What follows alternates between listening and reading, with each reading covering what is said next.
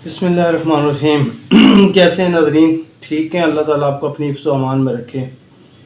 मेरा नाम डॉक्टर मुश्ताक है, professor of medicine and gynaecology, कोसार homeopathic medical college Rawalpindi. नाज़रीन, मेरा दिल तो नहीं था कि मैं कोई ऐसी एडवर्टाइजमेंट करूं या ऐसे कोई यूट्यूब के ऊपर हूँ और कुछ ट्रीटमेंट के बारे में बात करूं, लेकिन ये था कि कुछ स्टूडेंट्स ने, दोस्तों यारों ने यही कहा कि डॉक्टर साहब आप तकरीबन 15-20 साल से पढ़ा रहे हैं, कॉलेजेस में पढ़ाते हैं, गायनी का लेक्चर देते हैं, मेडिसिन का देते हैं, फ़िलासफ़ी के ऊपर आपका अच्छा अबूर है। तो ये जो मुख्तलिफ़ किस्म के यूट्यूबर्स हैं, मुख्तलिफ़ किस्म की मेडिसिन के नुस्खे बताते हैं और इंसानों की जो सेहत के साथ खेल रहे हैं, इसके ऊपर आपको कुछ ना कुछ बोलना चाहिए, इसके ऊपर आपको बताना चाहिए ताकि आम जो पेशेंट हैं, आम मरीज़ हैं, उनको पता चल जाए कि हमें किधर जाना चाहिए बीमारी की सूरत में। पहली तो बात एक हमारी बड़ी बदकिस्मती है कि हम जिस खत्े में रह रहे हैं पाकिस्तान के अंदर, हमें एक तो यहाँ पर जो सबसे बड़ा ट्रीटमेंट है वो यही है कि हमें थोड़ा सा प्रॉब्लम होता है तो हम चाहते हैं कि हम अभी ठीक हो जाए और हम मुख्तलिफ़ किस्म के एंटीबायोटिक या इंजेक्शन की तरफ हमारा जो होता है वो माइंड चला जाए। तो ये हमारी फितरत बन गई है। उसकी जो मेन वजह ये है वो ये है कि हमें ये नहीं पता होता कि हम जो तरीका इलाज करवा रहे हैं इसकी अहमियत क्या है, इसका फ़लसफ़ा क्या है, यार ये क्या कहता है। अभी आम तौर पे जब हम बात करें तो पाकिस्तान के अंदर जो 3 किस्म के तरीके हैं वो इस्तेमाल होते हैं। जैसे पहली बात है जो जिसको आप किंग ऑफ मेथड कहते होते हैं, एलोपैथिक्स वे ऑफ ट्रीटमेंट है, जिसको आप अंग्रेज़ी तरीके इलाज भी कहते होते हैं, उसकी बात करें। पहले तो बात ही उसी की करनी चाहिए। उसकी काउंसिल है Pakistan medical and dental council. Allopathic के अंदर आमतौर पे ये देखा जाता होता है कि जो मौसमी बुखार, मौसमी वायरसेस हैं वो कैसे होते हैं, बैक्टीरिया जो होता है वो कैसे बॉडी के ऊपर इफेक्ट करता होता है, या जरासीमों के ऊपर देखा जाता होता है। एलोपैथिक में एक चीज़ जो सबसे जिसकी तारीफ़ करनी चाहिए वो ये है कि सर्जरी। अगर आप मेडिसिन की बात की करें तो जो मेडिसिन है उसके ऊपर यही होता है कि एंटीबायोटिक मेडिसिन दे के बीमारी को दबा दिया जाता होता है और फिर किसी ऐसा वक्त आता होता है कि वो बीमारी जो होती है वो किसी एक ख़तरनाक बीमारी की सूरत में आ जाती होती है। जैसे अभी आप बात करेंगे, अगर गुर्दों की बीमारी का बात की जाए तो उसका ट्रीटमेंट नहीं है, बल्कि उसको थोड़ा सा प्रोटेक्ट किया जाता है और फिर एक वक्त ऐसा आता होता है कि इंसान डायलिसिस के ऊपर चला जाता है, फिर डायलिसिस की अज़ियत में करते करते करते उसकी डेथ हो जाती होती है। दूसरा जो वे ऑफ ट्रीटमेंट है वो है तिब, जिसको आप हकीमी भी दवाइयाँ कहते होते हैं। आजकल तो ये वैसे भी जो हमारी तो बॉडी ऐसी नहीं कि हम बड़े बड़े जो है ना वो ऐसे ऐसे नुस्खे जो हैं वो बर्दाश्त कर सकें, वो किसी वक्त में होते थे।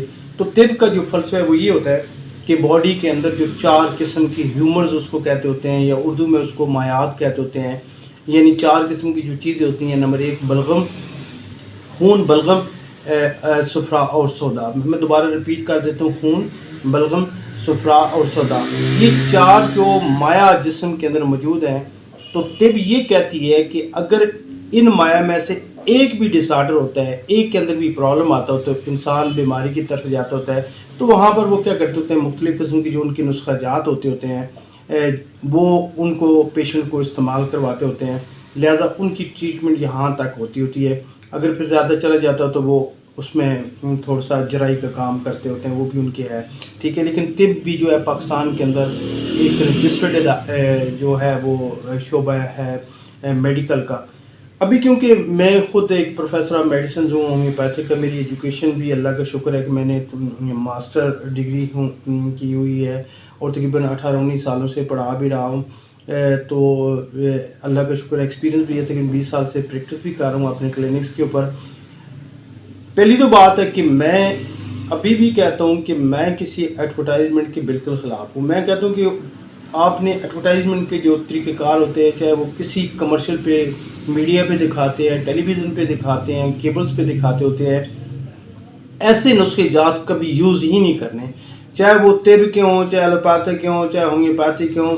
इवन जो बड़ी बड़ी डॉक्टरें बनकर एक मार्केटिंग के हवाले से आती हैं और कहती हैं इस दवाई से मैंने ये किया, मेरा सर दर्द ठीक हो गया, मैं बीमारी से ठीक हो गई, ایسا ہوا، یہ ساری کی سارے جو ہوتی ایڈورٹائزمنٹ جو ہوتی ہے وہ ہمیشہ انسان کو مار دیتی ہے. ایڈورٹائزمنٹ کے اوپر کبھی بھی نہیں جانا. جب بھی آپ نے کوئی ٹریٹمنٹ کروانا ہے وہ آپ نے ڈاکٹر کے پاس جانا ہے، چاہے آپ طب والے کے پاس جائیں، چاہے آپ ایلوپیتھک کے پاس جائیں، چاہے ہومیوپیتھک والے کے پاس.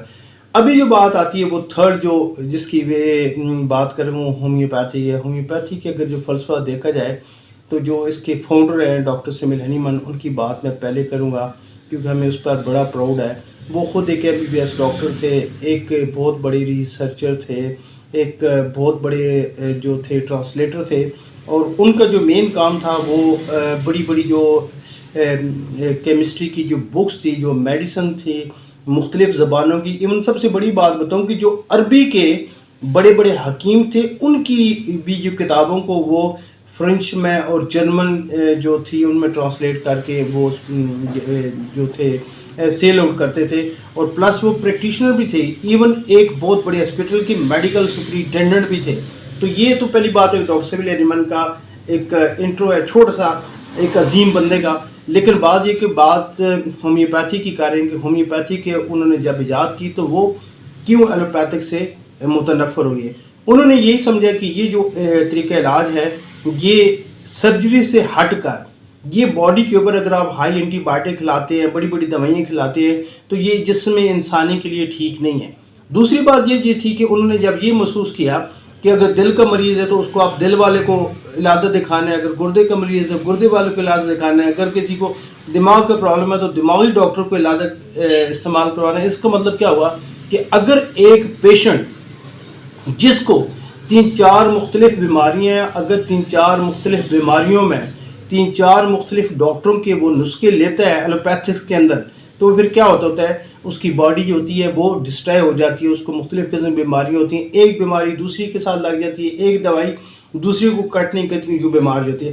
لیکن اگر آپ ہومیوپیتھی کی بات کر دیں کیونکہ اس کے فلسفے کے مطابق جو علاج کیا جاتا ہوتا ہے وہ ایسا کیا جاتا ہوتا ہے کہ جو جسم علامات پیدا کرتا ہے، پوری باڈی جو علامات پیدا کرتی ہوتی ہے، ایک ہم اس کو ایک ٹرمنالوجی یہ ہے کہ ہم مرض کا نہیں مریض کا علاج کرتے ہیں. یعنی مرض کا مطلب کیا ہوا، ایک چھوٹی سی ایگزامپل آپ کو دے جاؤں کہ اگر 4 بندے ہیں اور چاروں کو سر کا درد ہے تو کیا آپ چاروں کو ایک دوائی دیں گے؟ کیا پتہ ایک بندے کی نیند پوری نہیں ہو، اس نے نیند سونا وہ سو جائے تو وہ ٹھیک ہو جائے گا. کیا پتہ دوسرے بندے کا BP ڈاؤن ہوا ہو، آپ اس کو تھوڑی سی خوراک دیں گے وہ ٹھیک ہو جائے. کیا پتہ تیسرے بندے کو کوئی مائگرین ہو یا ہیڈ ایک کا پرابلم ہو تو آپ اس کو میڈیسن دیں گے نا. اگر چوتھا بندہ ہے کیا پتہ اس کے سر میں کوئی چوٹ لگی تو آپ اس کو ٹریٹمنٹ کریں گے، بلکہ چاروں کو ایک میڈیسن نہیں دیں گے، چاروں کو دیکھیں گے کہ اس کا مسئلہ کیا ہے. ٹھیک ہے. لیکن یہاں پر کیا ہوتا ہے کہ اگر آپ ہومیوپیتھی کی بات کریں تو ہومیوپیتھی پوری باڈی کے علامات کو دیکھتی ہے.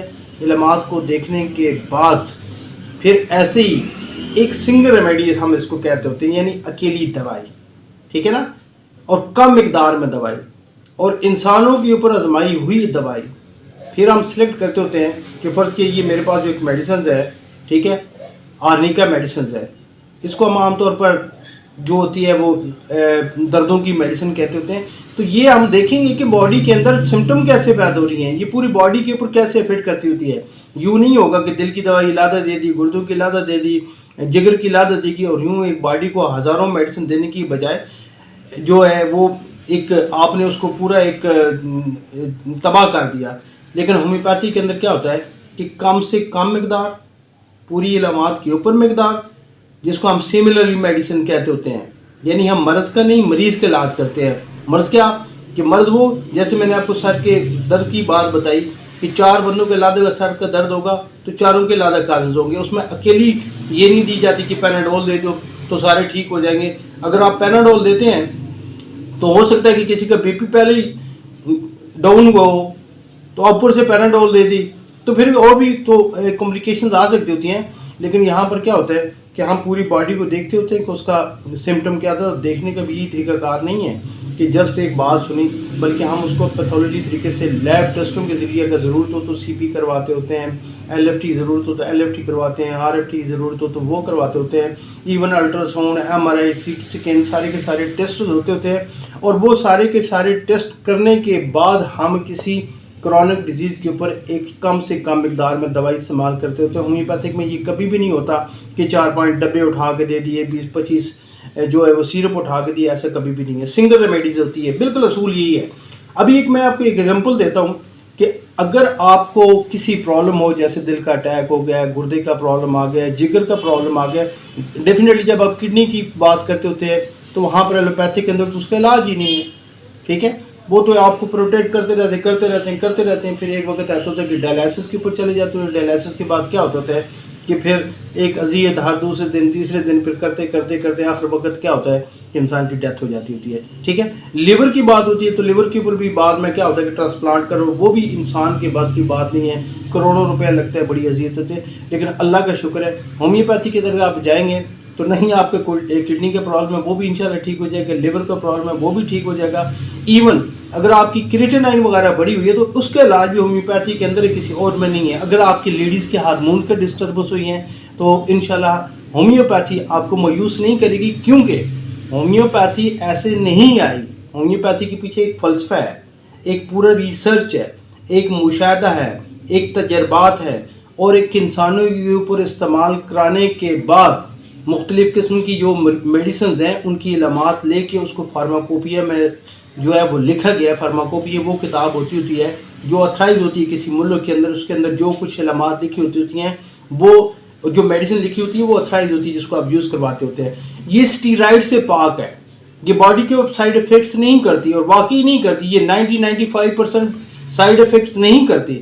ابھی جو 5% افیکٹ کرتی ہے وہ کیا ہوتا ہے کہ جو ڈاکٹر ہوتا ہے اس کی سلیکشن غلط ہوتی ہے, وہ سمٹم غلط لیتا ہے, یا وہ طریقہ کار وہی استعمال کرواتا ہوتا ہے کہ ہومیوپیتھی کے ساتھ ایلوپیتھکس یا بڑے بڑے سیرپ اٹھا کے بڑی بڑی چیزیں اٹھا کے وہ دیتا ہے.